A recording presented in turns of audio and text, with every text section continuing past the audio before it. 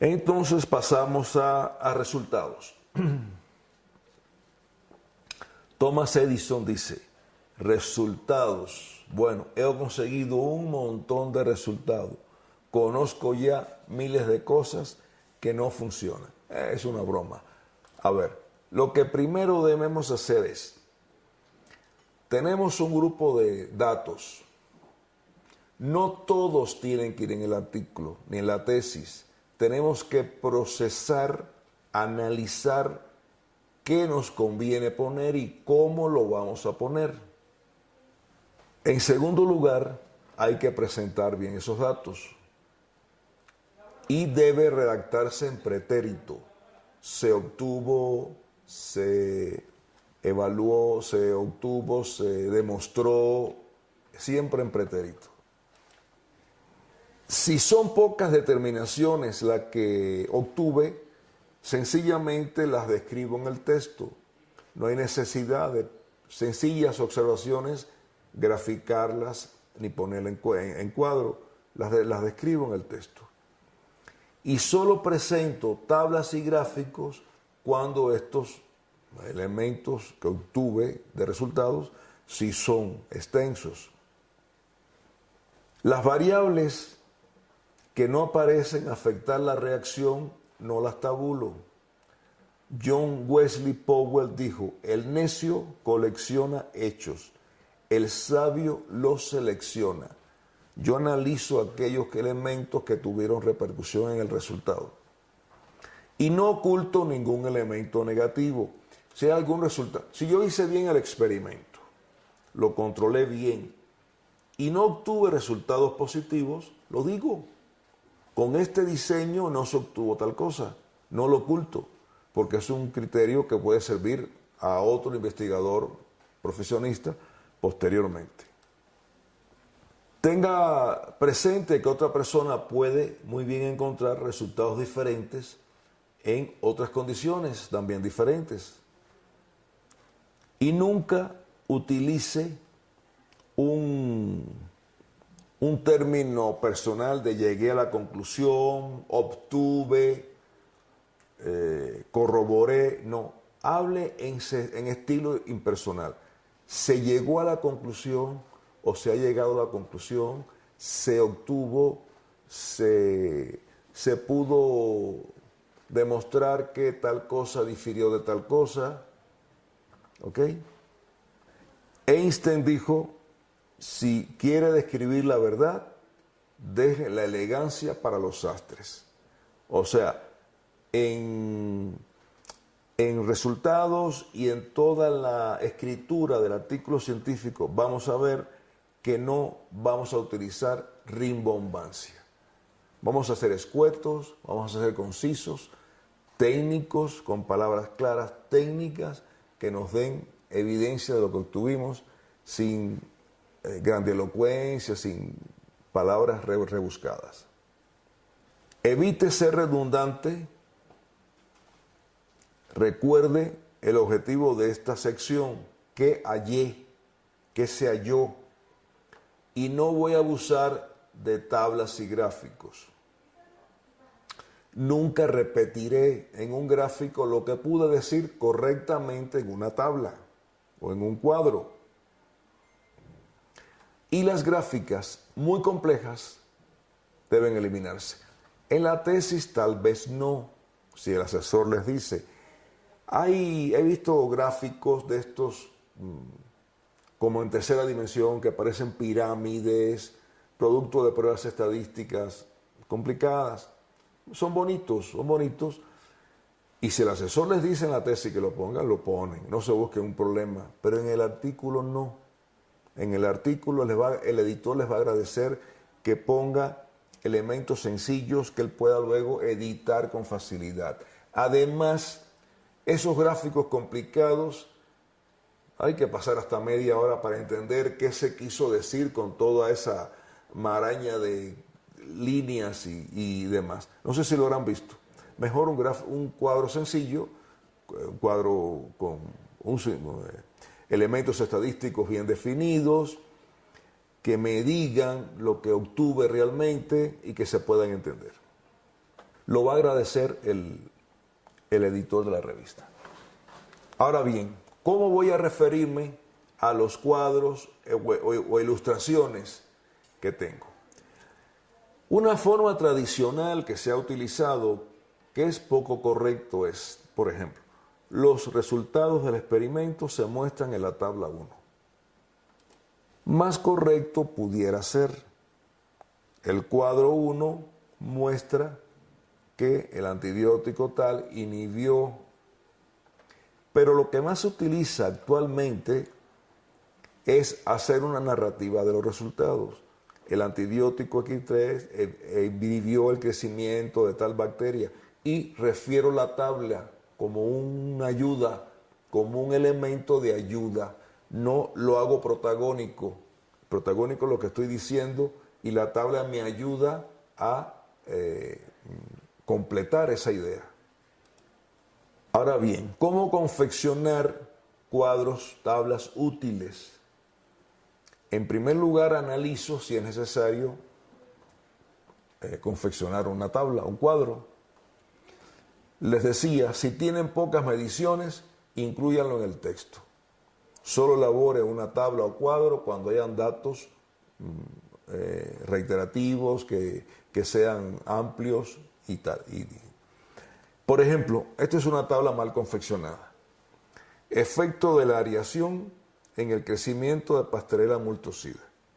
O sea, hice un experimento solamente con 2 réplicas y, con 5 experimentos, pero bueno, solamente a una misma temperatura, con 2 variantes, aire, ariación y no ariación, y me dio esto. Vamos a analizarla. 2 de las columnas presentan condiciones uniformes, sin variables ni datos. O sea, la temperatura, el número de exposiciones. La única variante fue la aireación. En este caso, pudiera muy bien haber suprimido, eliminado el cuadro, no hacerlo y expresar en un pequeño párrafo: la aireación del medio de cultivo fue esencial para el crecimiento de P. multocida. Esto es incluso un reto a nuestro poder de síntesis y de análisis.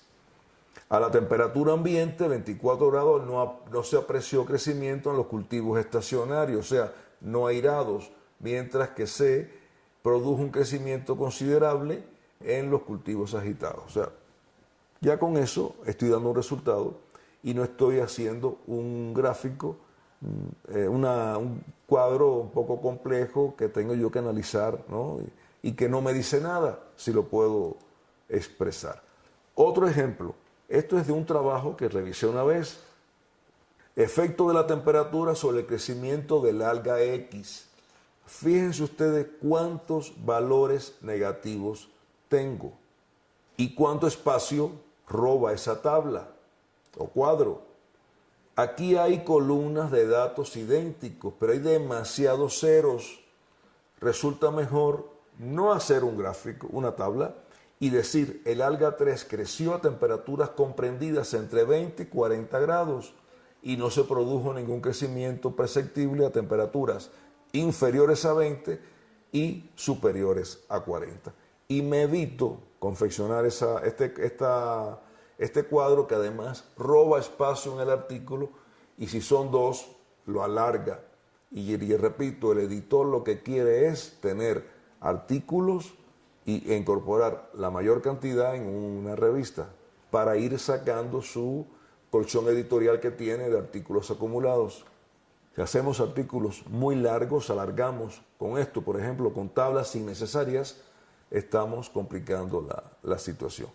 Otro cuadro, por ejemplo, necesidades de oxígeno de diversas especies de moncus. El moncus es un helminto que parasita bovinos y ovinos.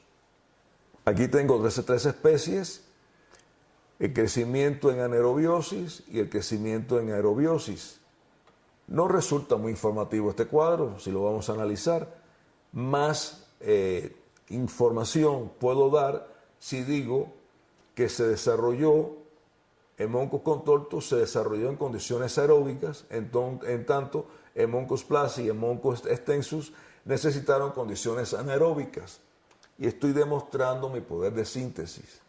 Otro ejemplo, pruebo neomicina y penicilina contra una bacteria y hago un gráfico de este tipo. Este gráfico me llegó una vez en un artículo y abajo dice que los resultados expresados en número de fracasos entre el total y convertidos luego en porcentajes fue igual a 0.21. Entonces, esa tabla traumática, no sé, ¿qué quiere decir?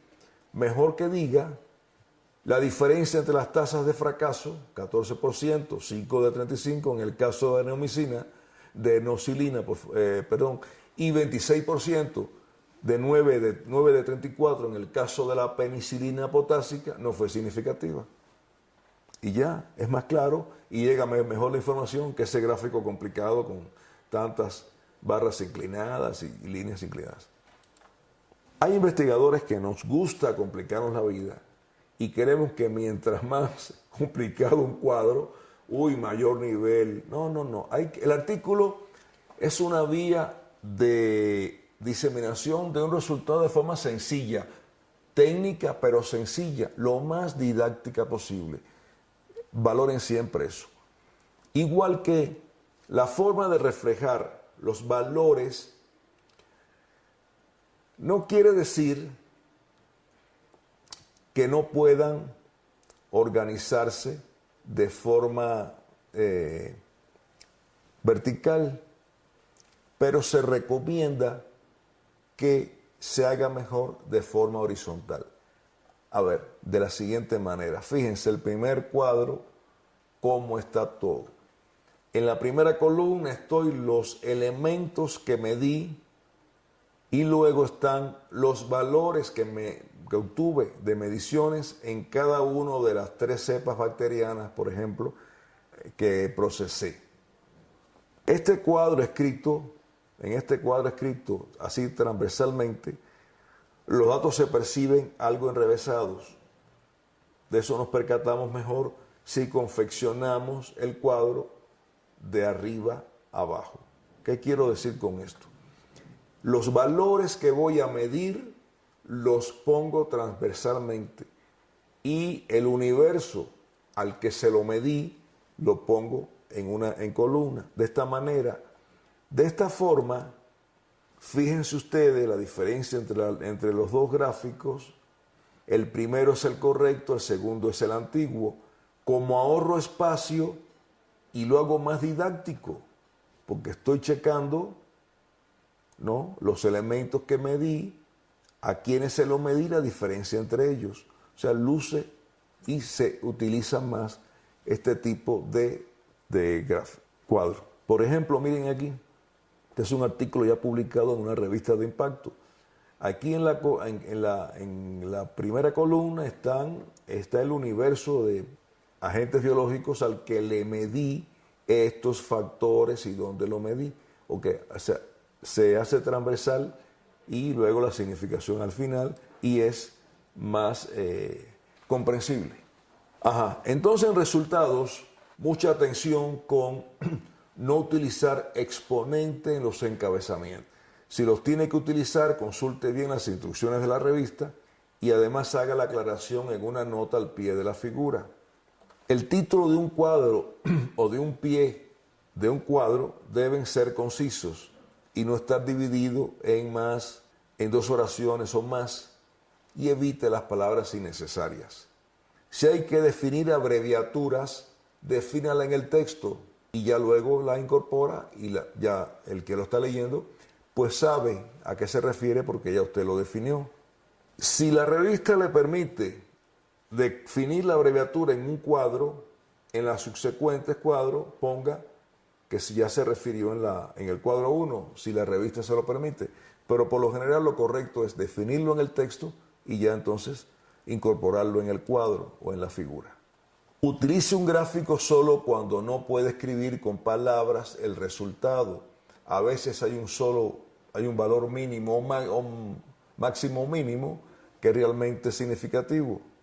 El resto es pura decoración. Vean este gráfico que me llegó una vez, número de pacientes, promedios de días en el hospital, muy lindo su lectura, lectura del el cafecito es no total de pacientes, el verdecito es número de infecciones, el azul es promedio en días.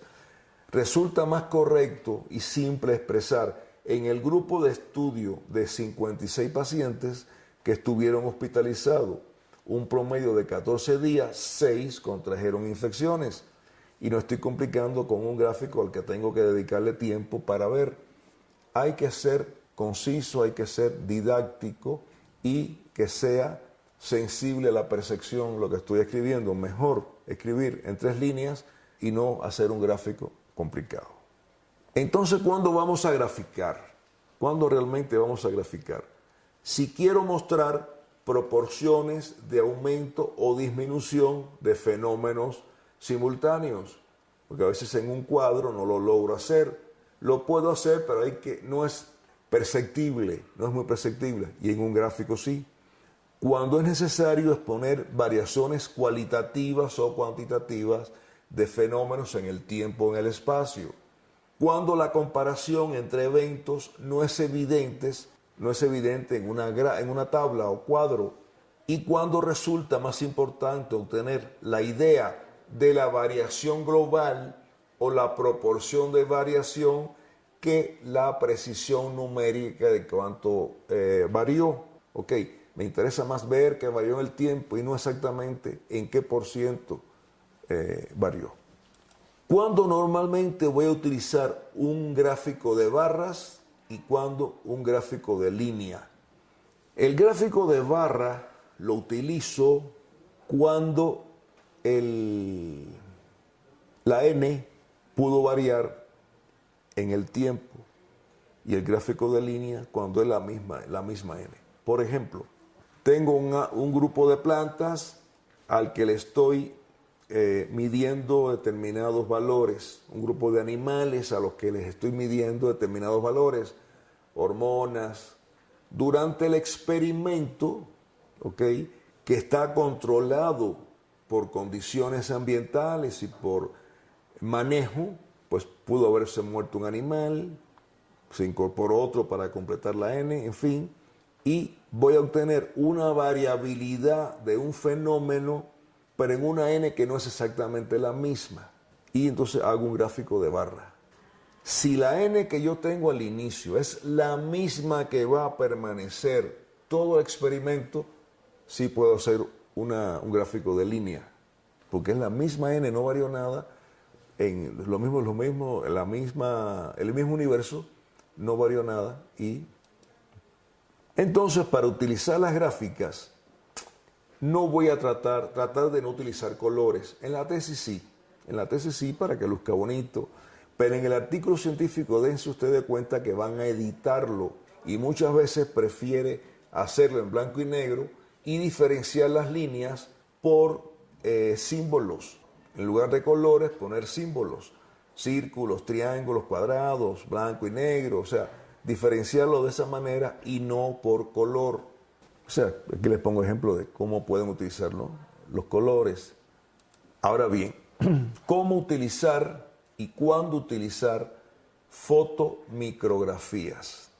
Fíjense que le digo fotomicrografías y no fotografías, pues cuando son totalmente necesarias para una comprensión de los resultados.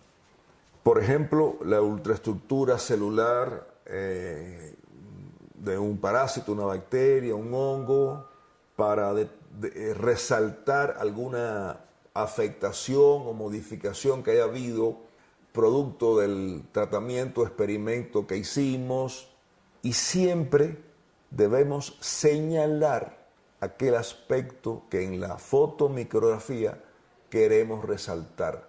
Hay veces lo obviamos y en el pie de figura se pone alteración ocurrida en tal fenómeno, pero no se entiende. Usted lo conoce porque trabajó el tema, pero otro tiene que saberlo. Usted le pone una flechita donde ocurrió lo que quiere señalar, donde está la afectación, la alteración, y se entiende mejor. Aquí les pongo 2 ejemplos. Vamos a pasar entonces a la discusión del artículo. Ralph Waldo Emerson dice que nuestra retórica adolece del defecto de no poder afirmar un hecho sin que parezca que estamos desmintiendo otro. Vamos a ampliar sobre esto. Fíjense, la discusión del artículo y de la tesis es tal vez el epígrafe más difícil de definir, pero también donde tenemos más libertad de expresión. No estamos tan sujetos, podemos, con lo que hemos estudiado, con lo que hemos consultado, discutir nuestro criterio, nuestro resultado. Durante mucho tiempo se utilizó como moda en la discusión de nuestros resultados están de acuerdo con fulano de tal y no están de acuerdo con mengano de tal. ¿Pero por qué? La ciencia actual implica un porqué. Tenemos que tener una explicación lógica a lo que digamos que concuerda o no concuerda. Puede ser por la N utilizada en ambos experimentos, en el otro autor, en el mío, por las condiciones climáticas, por motivos cualquiera que hayan podido dar la diferencia o la similitud.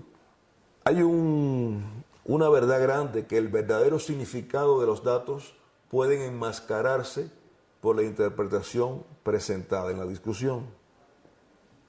Y es muchas veces causa de rechazos por parte de las revistas cuando las discusiones no son totalmente lógicas, válidas.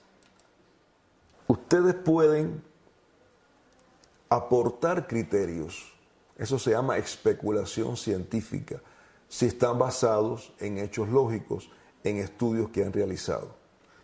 Por ejemplo, miren, yo trabajé en la tesis de doctorado del PhD, un parásito. Hice su ciclo biológico en laboratorio a diferentes temperaturas y vi que las larvas morían más a temperaturas altas y perduraban más a bajas temperaturas. Entonces esos otros autores, que trabajando con parásitos del mismo género, con otra especie, pero del mismo género, lograron iguales resultados, pero no explicaban el por qué. Y yo tenía que dar una explicación a aquello porque, bueno, me parecía ilógico no poder darlo y falta de seriedad. Estudiando un poco la fisiología del parásito, vi que estaban compuestos por gránulos de grasa. Sus reservas lipídicas eran lipídicas, las reservas de las larvas. Ya no se alimentaban, ya vivían a expensas de lo que tenían en su contenido, en su interior. Y lógicamente, a mayor temperatura tenían que moverse más para sobrevivir, se movían más y gastaban más lípido. Y a temperaturas bajas, pues como estaban en hipobiosis, no gastaban reservas y demoraban más. Y di esa explicación sobre una base lógica que había estudiado, que no era resultado del experimento, pero tenía que darle una explicación al mismo mediante esa vía. Un ejemplo que les pongo, traten siempre de buscar alguna explicación lógica. Muchas veces en los artículos anteriores se las dan, usted utiliza la misma. Si la explicación que les parece que es correcta, la que da otro autor de un fenómeno que ustedes igual lo encontraron, pueden darle esa explicación. Esto puede ser debido a tal causa y citan al otro autor. Eso no es incorrecto, al contrario. Están ustedes siendo consecuentes con un trabajo anterior. Entonces, señale las excepciones o las faltas de correlación y delimite los aspectos no resueltos. No elija nunca la opción sumamente arriesgada de tratar de ocultar o alterar los datos que no encajan bien. Hay veces que la estadística la ponemos para eso, para forzar los datos. Muestren cómo concuerdan o no los resultados con otros trabajos y, lo que les decía, no sea tímido en exponer las consecuencias teóricas de su trabajo y sus posibles aplicaciones prácticas. Ustedes pueden darle una continuidad a otro trabajo por otro autor o a ustedes mismos diciendo hasta aquí llegué con estas condiciones yo puedo continuar tal cosa y tal vez obtener más cual cosa. Por tanto, la discusión se hace cuando se ha meditado profundamente los resultados y los de otros autores. La bibliografía que encontremos es muy importante. Tal vez algún libro de texto fundamental que explique un poco la biología de la gente que estamos trabajando, nos dé alguna luz para explicar. Y como les decía, pueden acudir a la especulación científica siempre que exista un basamento técnico que lo sustente. Les voy a poner un ejemplo simpático, por supuesto es una broma, pero que habla muy a favor de esto. Este señor dice que el cangrejo perdió la audición cuando le cortaron las patas, pues no pudo moverse cuando le ordenó caminar. No es por la audición, es porque no tenía patas. O sea, tenemos que dar una explicación lógica a nuestro fenómeno, no lo que nos ocurra. Hay que pensar por eso muy bien en una explicación científica, fisiológica, técnica del proceso. En la discusión, los tiempos verbales sí pueden fluctuar de acuerdo a cómo estemos confeccionando la oración. Entre el presente y el pretérito y el pasado podemos, ¿no?, ir conformando la discusión. En la discusión debemos conservar la ética. Cuando vamos a hacer alusión a otro autor con el cual no concordamos, no tenemos correspondencia en los resultados, no voy a atacar al autor, voy a decir éticamente que eso no concuerda con el resultado que obtuvo fulano de tal. He visto en revistas españolas agresiones directas al autor. En fin, no voy a decir lo que leí, se van a dar cuenta.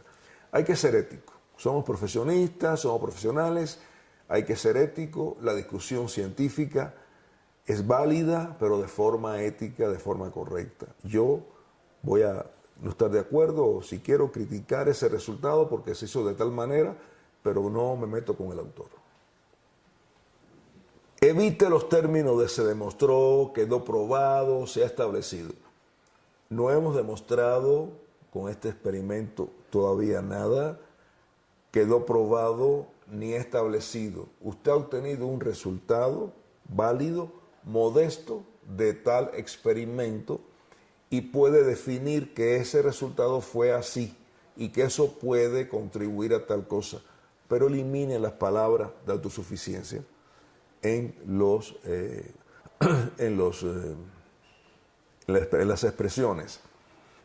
En la discusión usted puede hacer referencia a alguna gráfica o tabla anterior del resultado si es necesario. En el caso que no haga resultados y discusiones juntos, que les digo es la forma que más me parece conveniente, pero hay revistas que lo exigen que sean a capítulos separados. Porque si lo hago junto, todo expongo el resultado y lo voy discutiendo. Y es más didáctico, pero bueno. Respeten la revista, respeten el criterio del asesor de tesis, cómo les orienta que hagan, sí, 2 acápites separados o uno en conjunto. Cuando vayan a analizar los resultados, no lleguen a conclusiones cósmicas de que esto ya solucionó un problema, lo llevó, esto es un aporte al problema de alguna manera, pero no es la solución completa. Entonces, la cita que vamos a utilizar en la discusión son aquellas que yo consulté, que yo leí y que yo interpreté. Nunca haga referencias de segunda mano tomadas de otros autores. Por ejemplo, si no encuentro un dato importante en el artículo que estoy leyendo, pero ese autor menciona a otro que me da un criterio que me hace falta y yo no localizo la revista del otro, puedo en este caso citar al otro diciendo que dijo eso, pero citado por el que yo leí. y le echo la culpa al que yo leí. ¿Se entiende eso? Yo no estoy diciendo, porque hay malas interpretaciones a veces, de forma involuntaria, y estoy entonces comprometiéndome en una cosa que yo no leí. No abuse de las comunicaciones personales. Tuve una mala experiencia en un congreso internacional en Polonia.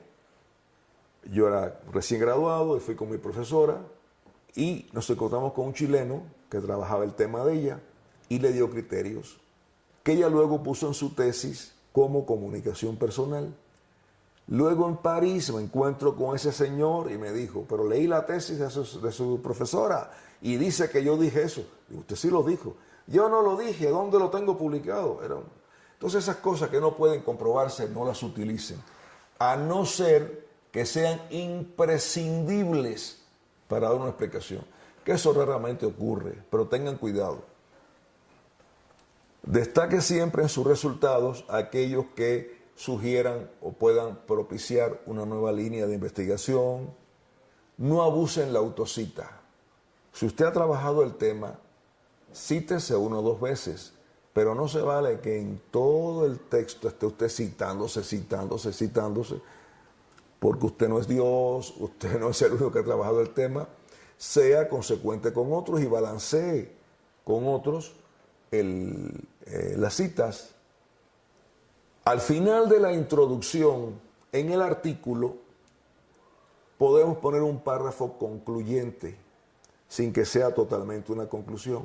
Estos resultados demuestran tal cosa y dan pie a que esto sea continuado, etc. En la tesis sí tienen que poner conclusiones. Conclusiones solamente de lo que obtuvieron. Ahí no pueden aportar nada nuevo de los resultados que ustedes expresaron. Ahí en conclusiones en la tesis no se puede aportar nada nuevo. Por tanto, si la revista que eligieron les exigen conclusiones, la ponen, muy raras veces, la mayoría no las piden, resumen al final de la discusión. No debe ser un resumen del trabajo, sino de los principales resultados. No se pone metodología. Debe guardar estrecha relación con los datos ofrecidos y debe ir en forma de párrafo al final de la discusión, es decir, como un colofón, y no debe ser muy extensas. Pueden haber 2 conclusiones en la tesis, hasta 3. Por experimento, si el asesor de tesis se lo exige, o una conclusión final de todo. Generalmente se utiliza que por experimento, después de la discusión, se haga conclusiones de ese experimento y luego del otro o de los otros, y luego una conclusión final. En el artículo generalmente, repito, no se exige conclusiones, o sea que la revista que ustedes seleccionen si se las pida. Los agradecimientos no deben faltar, ni en el artículo ni en la tesis. Usted ha sido apoyado por varias personas que meritan que les agradezca y ellos lo van a reconocer. Emerson decía que la vida no es tan corta que no haya tiempo para un poco de cortesía. Entonces, bueno, les decía, este es el lugar donde donde le agradezco a los que me apoyaron en el artículo, pero que no fue un apoyo de forma definitoria para escribirlo, decisiva. No me aportaron elementos importantes al artículo, no me ayudaron a escribirlo, me apoyaron en el laboratorio del técnico, se portó muy bien, cumplió con lo que yo le ordené, él no aportó nada, hizo lo que yo le dije, le pagamos para eso. El fotógrafo me tomó una fotomicrografía maravillosa, felicidad, qué bueno, le agradezco. El departamento me apoyó con presupuesto, la empresa Bayer me apoyó con medicamentos y no me los cobró para que yo se le valore. En fin, les agradezco. Y con algo sencillo, tampoco agradezco enormemente el favor tremendo que me han hecho. No, esas cosas así protocolares no van. Le agradezco mis agradecimientos a tal fulano de tal por el apoyo brindado en tal cosa, en tal cosa. O sea, muy, muy sencillo todo. ¿Ok? También al que me provisionó equipos, medios de cultivo, bueno, todo el que me ayudó. Todo el que me ayudó. Ok, ahora vamos a ver en grandes rasgos, para ya cerrar con este primer bloque, algunos tipos, otros tipos de artículos científicos que ya les mencioné. Vamos a ver la comunicación corta. Este es un formato que sigue el esquema de un artículo, pero sin subtítulos. O sea, no, el resumen sí lo declaro que es el resumen y el abstract. Deben ser cortos, por supuesto, con sus palabras claves o keywords en los abstracts. Pero ya no lleva acápite de introducción, materiales y métodos, discusión. Lleva párrafos que son de introducción, el mismo criterio del artículo largo, con metodología, materiales y métodos, sin subtítulo, pero con igual sentido cronológico, orden cronológico. Y entonces es un formato abreviado y su propósito, como ya decíamos, es divulgar modestos aportes, resultados preliminares que hemos obtenido, hallazgos recientes, descripciones o modificaciones tecnológicas, etcétera, sin que medie un texto extenso. Eso es muy fácil que me lo publiquen porque como es corto puede caber en cualquier espacio que en una revista que vaya a salir próxima se incorpore y me sirve para ganar la paternidad, ¿no?, de ese resultado. Y ya lo estoy diciendo que yo ya he trabajado en eso, que voy a seguir ampliando y yo soy el dueño de ese resultado. En la ciencia hay que ser ético, pero no se puede ser tonto. Una cosa que yo hice, que yo trabajé, que yo encontré, es mi paternidad. Luego puedo hasta patentarlo, o puedo patentarlo antes y luego lo publico, pero gano la paternidad. Tuve una experiencia muy, bueno, no fue al final amarga, pero fue. Una compañera de trabajo estaba en España haciendo un trabajo de biología molecular de un virus de cítrico que se había encontrado en Cuba y era un primer reporte. Trabajó fuertísimo y logró resultados importantes, preliminares, pero ya definitorios. Se había que ampliar la N para una cuestión de elegancia en un artículo, ¿no? Se quedó un colega del mismo laboratorio, de Cuba igual, trabajando con ella en el laboratorio. Ella tuvo que regresar al país por cuestiones familiares y el amigo le dice, oye, el asesor del laboratorio quiere publicar ese trabajo con su nombre. Nos apuramos rápidamente, sacó una comunicación corta y se editó en la primera revista nuestra que salía, que tenía ya diseminación internacional y ganó la paternidad. Luego se puso el señor de coautor, porque se había asesorado, trabajado, pero el trabajo era del autor, de la persona que decidió, llevó las muestras, pensó lo que era, trabajó en función de ello y obtuvo el resultado. Por tanto, en la ciencia se puede ser ético y tener compañerismo, pero no se puede ser tonto. Lo que es de uno y es así. Hay que sacarlo lo antes posible. Esta es una vía, la comunicación corta. Es un artículo muy breve, como les decía, que comprende entre 1000 y 1500 palabras. Puede ser de 2 o 3 páginas, con limitaciones rigurosas en cuanto a tablas o cuadros. El más importante, un cuadro importante que demuestre lo que se obtuvo. Se admiten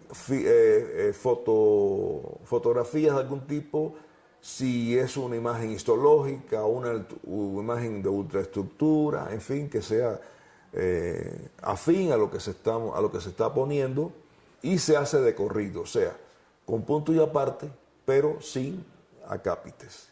Por tanto, se podrán imaginar que el primer párrafo es la introducción, con iguales criterios que el artículo largo. Luego el otro párrafo es los procedimientos, los materiales y métodos, luego resultados y discusión, y luego pues un resumen final. La lista de referencia, perdón, por supuesto que no es tan largo como un artículo. Se utilizan las imprescindibles para demostrar que está actualizado, que se conoce del tema, sin ser extremadamente larga la literatura consultada.